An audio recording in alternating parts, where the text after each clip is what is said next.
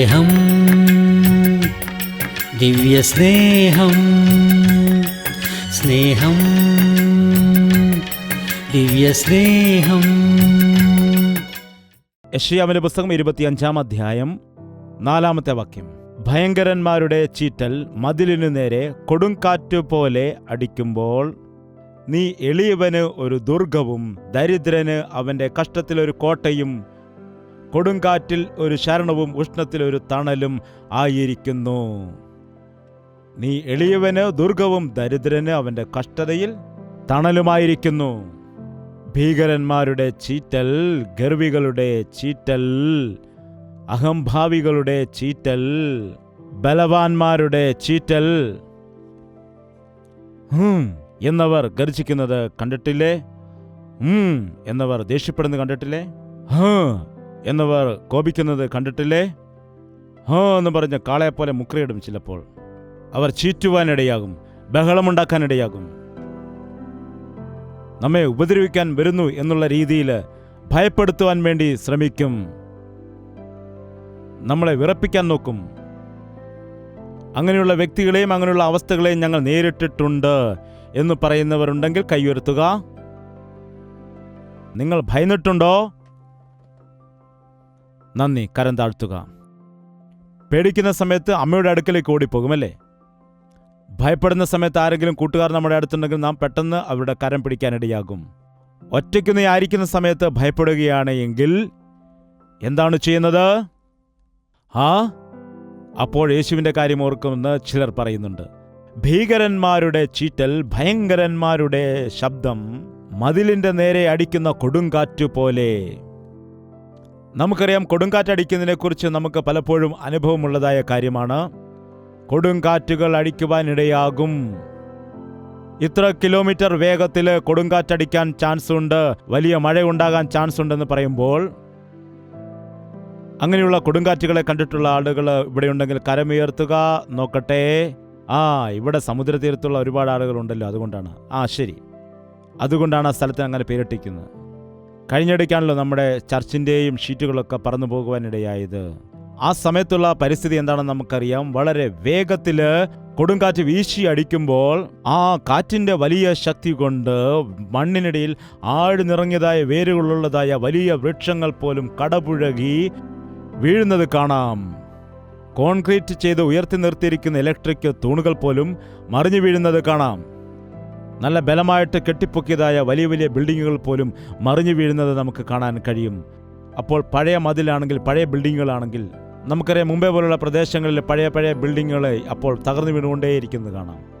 കൊടുങ്കാറ്റ് വീശി ആ മതിലുകളിൽ അടിക്കുന്ന സമയത്ത് വർഷങ്ങൾ പഴക്കമുള്ളതായ ആ ചുമരുകൾ, ബലം ക്ഷയിച്ചു പോയതായ ആ വീടുകളും ആ ചുമരുകളെല്ലാം പടപട എന്ന് മറിഞ്ഞ് വീണു പോകുന്നത് നമുക്ക് കാണുവാൻ കഴിയും.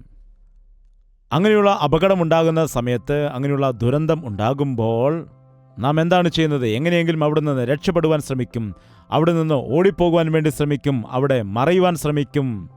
അങ്ങനെയുള്ളതായ അവസ്ഥയിൽ കൊടുങ്കാറ്റാഞ്ഞടിക്കുന്നതായ സമയത്ത് എവിടേക്കും പോകുവാൻ നമുക്ക് കഴിയില്ല. അയൽ വീട്ടിൽ ചെന്നാൽ അവിടെയും അതേ സ്ഥിതി ആയിരിക്കുന്നത് കൊണ്ട് എന്താണ് ചെയ്യുന്നത്? ജനങ്ങൾ റോഡിൽ കൂടി ഓടുന്നത് നമുക്ക് കാണുവാൻ കഴിയും പലപ്പോഴും. അല്ലെങ്കിൽ സർക്കാരുകൾ അനുവദിച്ചു കൊടുത്തതായ ഇടങ്ങളിൽ ആളുകൾ പോയി പാർക്കുന്നത് നമുക്ക് കാണാൻ കഴിയും.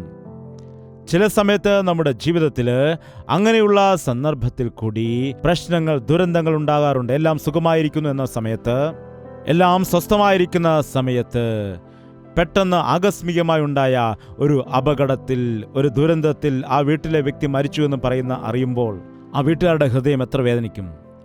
ഒരു ഭയങ്കരമായ അപകടം സംഭവിച്ചു, ഒരു ദുരന്തം സംഭവിച്ചു എന്നറിയുമ്പോൾ അത് കേൾക്കുന്ന ആളുകളുടെ ഹൃദയം എത്രത്തോളം തകരും, എത്രത്തോളം ഭയപ്പെടും.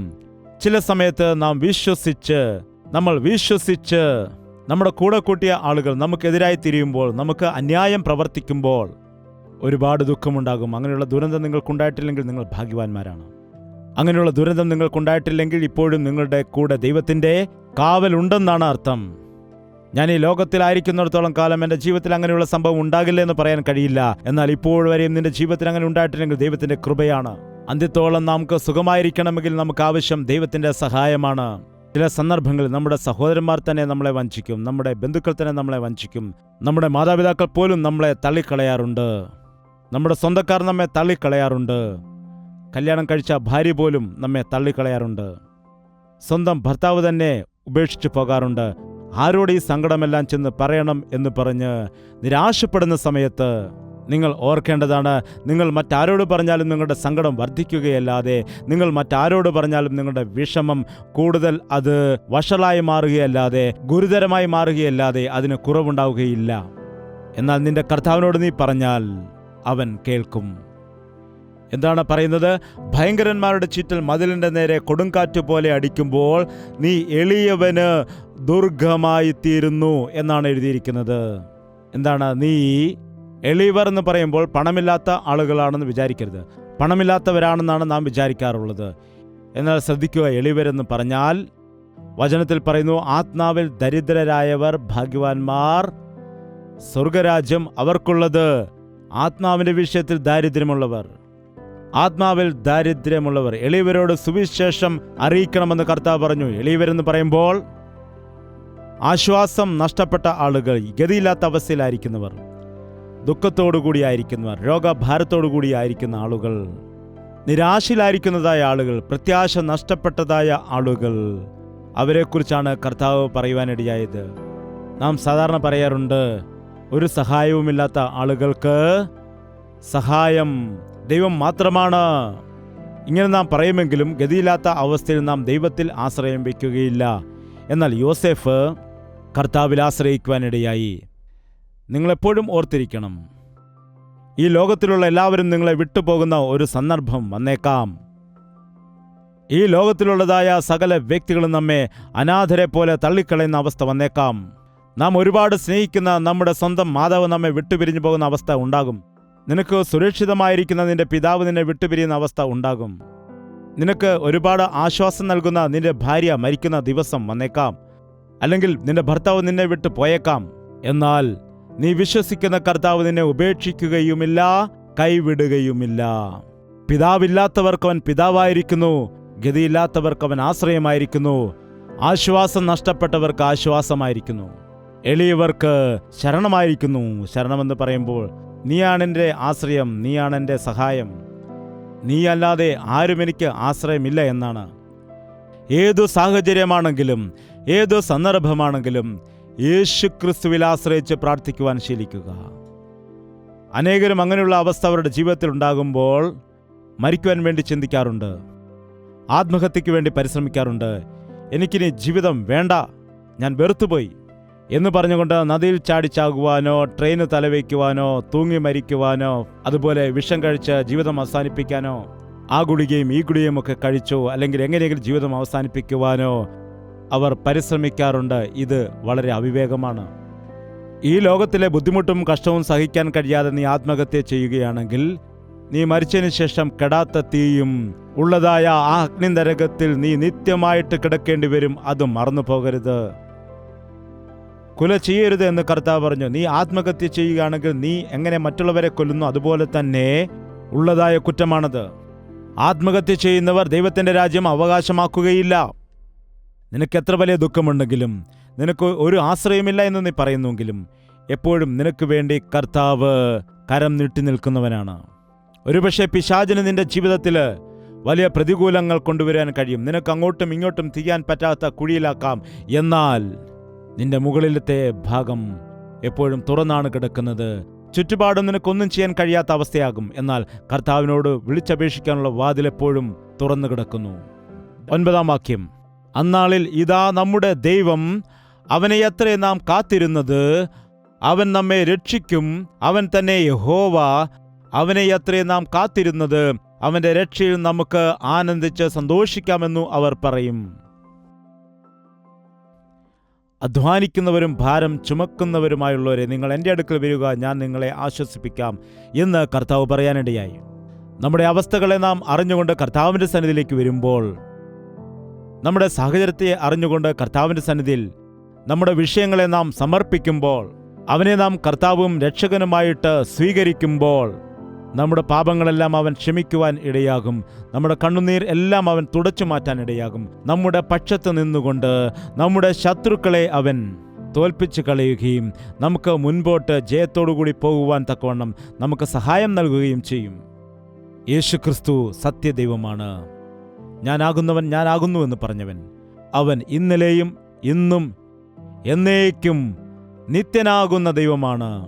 ആ കാലത്ത് യോസേഫിനെ സഹായിച്ചതായ ദൈവം, ആ കാലത്ത് ദാവീദിനെ സഹായിച്ചതായ ദൈവം, ആ കാലത്ത് പാപിനിയായ സ്ത്രീയെ സഹായിച്ചതായ ദൈവം ഇന്ന് എന്നെയും നിന്നെയും സഹായിക്കുവാനും മതിയാകുന്ന ദൈവമാകുന്നു. നീ എന്നെ വിളിച്ചപേക്ഷിക്കുക, ഞാൻ നിനക്ക് ഉത്തരം നൽകാം. കഷ്ടകാലത്ത് എന്നെ വിളിച്ചപേക്ഷിക്കുക, ഞാൻ നിനക്ക് ഉത്തരം അരുളാം എന്ന് പറഞ്ഞതായ കർത്താവ്, എന്നെ നീ വിളിച്ചപേക്ഷിക്കുകയാണെങ്കിൽ മറഞ്ഞു കിടക്കുന്നതായ കാര്യങ്ങൾ, മറഞ്ഞു കിടക്കുന്ന രഹസ്യങ്ങൾ ഞാൻ നിന്നോട് അരുളി ചെയ്യാമെന്നാണ് പറയുന്നത്. പലപ്പോഴും ദൈവത്തിന്റെ സന്നിധിയിൽ എന്തുകൊണ്ട് എന്ന് നാം ചോദ്യങ്ങൾ ചോദിക്കാറുണ്ട്. അവൻ പറയുന്നു, രഹസ്യങ്ങളെ ഞാൻ നിനക്ക്, മർമ്മങ്ങളെ ഞാൻ നിനക്ക് പറഞ്ഞു തരാമെന്ന്. അത് നമ്മുടെ നന്മയ്ക്ക് വേണ്ടിയാണ്. ദൈവം നമുക്ക് അനുകൂലമാണെങ്കിൽ നമുക്ക് എതിരായിട്ട് ആരുണ്ട്?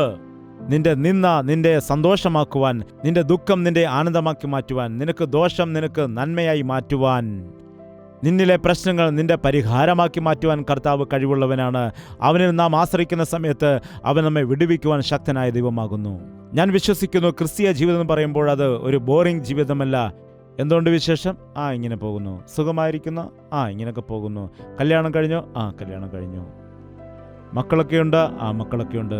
ഫീസ് കൊടുക്കാൻ പോലും വളരെ ബുദ്ധിമുട്ടാണ്. ചിലർ മക്കളില്ലേ എന്ന് പറഞ്ഞ് കരയുന്നു, ചിലർ മക്കൾക്ക് ഫീസ് കൊടുക്കാനായിട്ട് കരയുന്നു. എന്താണ്, തലമുടിയൊക്കെ നരച്ചല്ലോ, കാലം കഴിയാറായി. ഇനി എന്താണ്? എൻ്റെ കാലമൊക്കെ കഴിയാറായി, പ്രായമൊക്കെ ആയില്ലേ, കഥയൊക്കെ കഴിയാറായി, ഇനിയൊന്നും പറഞ്ഞിട്ട് കാര്യമില്ല. അതല്ല കേട്ടോ ക്രിസ്തീയ ജീവിതം, അതല്ല. ദിവസം തോറും നീ അനുഗ്രഹം പ്രാപിക്കും. കഴിഞ്ഞ വർഷത്തേക്കാൾ കൂടുതൽ അനുഗ്രഹം ഈ വർഷം പ്രാപിക്കും. മുൻവർഷത്തേക്കാൾ കൂടുതൽ സമൃദ്ധി അനുഭവിക്കും, കൂടുതൽ സന്തോഷം അനുഭവിക്കും. ദൈവം നിന്നെ അനുഗ്രഹിക്കുമ്പോൾ സൂര്യന്റെ ഉദയം മുതൽ സൂര്യ അസ്തമയം വരെയും നിന്റെ അനുഗ്രഹം നിന്നിൽ നിറഞ്ഞു തന്നെ നിൽക്കും. ക്രിസ്തീയ ജീവിതത്തിൽ പോരാട്ടം സാധാരണ ഉള്ളതാണ്. മത്സരത്തിൽ ഓടുന്നതായ ആളുകളെ നിങ്ങൾ ശ്രദ്ധിച്ചിട്ടില്ലേ? എന്താണ് അവരുടെ ശരീരത്തിൽ അവർക്ക് ഓടിക്കൊണ്ടിരിക്കുന്ന സമയത്ത് വലിയ കിതപ്പുണ്ടാകാനിടയുണ്ട്, വളരെ ക്ഷീണമൊക്കെ തോന്നും. എന്നാൽ അവരുടെ ഹൃദയത്തിൽ എന്താണെന്നറിയാമോ? ഒരു ഉത്സാഹം, ഒരു ഉന്മേഷം, ഒരു ത്രില്ലിംഗ്. അവർക്കെതിരെ ഹഡിൽസ് ഒക്കെ കെട്ടിയിരിക്കുന്നത് കാണാം. അതങ്ങനെ കാണുന്നതായ സമയത്ത് ഇതെന്തിനാണ് ഇവിടെ വെച്ചേക്കുന്നത് എന്ന് ചോദിക്കുമോ? ചോദിച്ചാൽ തോറ്റുപോകും. അവിടുന്ന് ചാടിപ്പോകും. വീണ്ടും അടുത്തത് കാണാനിടയാകും.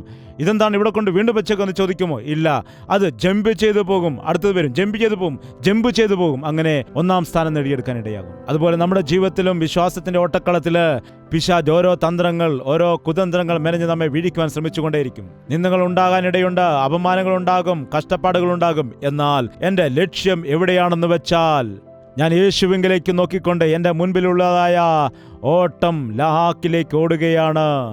അപ്പോൾ ജയം നേടും. ഓടുന്നവൻ അടുത്തുള്ള വ്യക്തിയെ നോക്കി നിന്നാൽ അവൻ പരാജയപ്പെടും. അയ്യോ, അവനെങ്കി വന്നോ എന്ന് നോക്കുമോ? നോക്കത്തില്ല. അവനെങ്ങോട്ടാണ് നോക്കുക? നേരെ ഓടിപ്പോകും, നേരെ ലക്ഷ്യത്തിലേക്ക് നോക്കും. അടുത്തുനിന്ന് ആരെങ്കിലും ഏയ് എന്ന് പറയുകയാണെങ്കിൽ അവിടെ തിരിഞ്ഞു നിന്ന് അവനോട് സംസാരിക്കുമോ? സംസാരിച്ചാൽ അവൻ പരാജയപ്പെട്ടു പോകും. നാം ദൈവത്തിന്റെ മക്കളായിരിക്കുമ്പോൾ നമ്മെ വഴക്കുണ്ടാക്കുന്ന ആളുകളുണ്ട്. എന്തിനാണ് നാം അവരുമായി വഴക്കുണ്ടാക്കുന്നത്? നമ്മെ കുറ്റപ്പെടുത്തുന്ന ആളുകളുണ്ടാകാം, നമ്മെ പരിഹസിക്കുകയും അപമാനിക്കുകയും ചെയ്യുന്ന ആളുകളുണ്ടായിരിക്കാം. നമ്മൾ അവരെ നോക്കിയാൽ പരാജയപ്പെട്ടു പോകും. നാം ആരെയാണ് നോക്കേണ്ടത്? നമ്മുടെ കർത്താവായ യേശുക്രിസ്തു നമുക്ക് വേണ്ടി എത്രയോ വലിയ പോരാട്ടമാണ് സഹിച്ചത്. രക്തമൊഴുക്കി ജയിച്ചതുപോലെ നാമും ആ കർത്താവിൻ്റെ രാജ്യത്തിനു വേണ്ടി കഷ്ടതയിലും ബുദ്ധിമുട്ടിലും ഏതു സാഹചര്യത്തിലും വിശ്വസ്തയോടെ ഓടണം. ദൈവം എൻ്റെ കൂടെയുണ്ട്, അവൻ എന്നെ സഹായിക്കുവാനിടയാകും, അവൻ എന്നെ ബലപ്പെടുത്തുവാനിടയാകും, അവൻ എന്നെ ഉപേക്ഷിക്കുകയില്ല എന്ന വിശ്വാസത്തോടു കൂടി നാം മുമ്പിലുള്ളതായ പന്തയത്തിലേക്ക് ഓടുമ്പോൾ ഈ ലോകത്തില് സന്തോഷത്തോടെ ആനന്ദത്തോടെ ജീവിച്ചു പോകുവാൻ കഴിയും.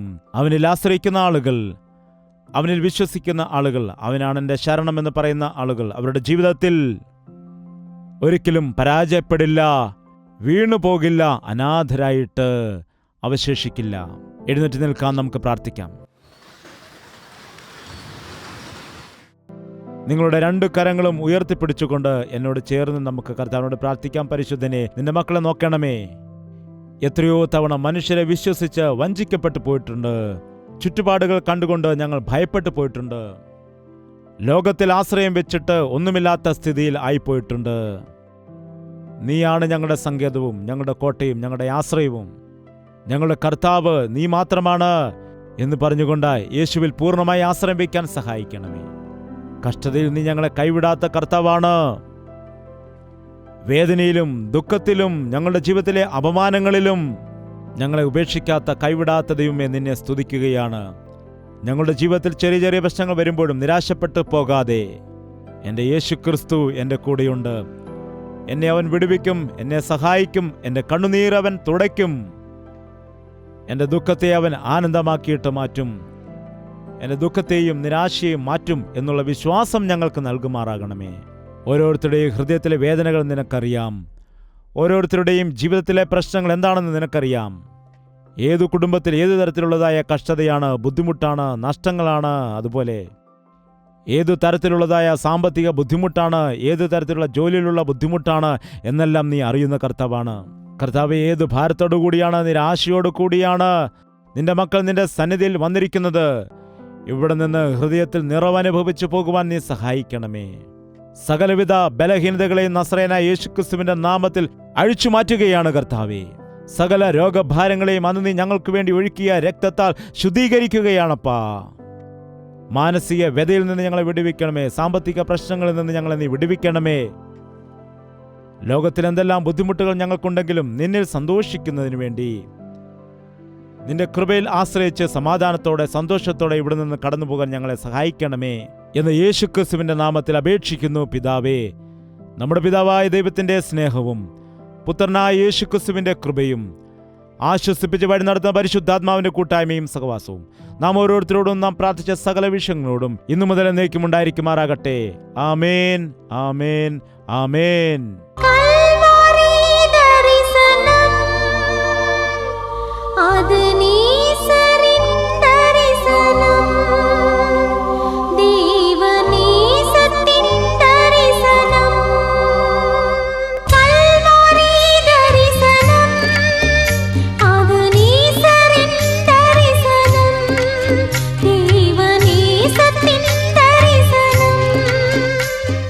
യേശുവേ, യേശുവേ,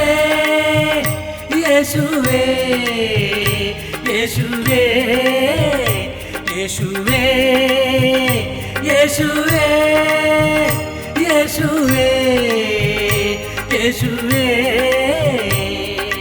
നിന്നെ നിന്നെ എന്നും ഞാൻ സേവിക്കും, നീ മാത്രം രാജാവെന്നും. നിന്നെ നിന്നെ എന്നും ഞാൻ സേവിക്കും, നീ മാത്രം രാജാവെന്നും. യേശുവേ, യേശുവേ, യേശുവേ, യേശുവേ, യേശുവേ, യേശുവേ, യേശുവേ, യേശുവേ, യേശുവേ, യേശുവേ, യേശുവേ, യേശുവേ, യേശുവേ, യേശുവേ.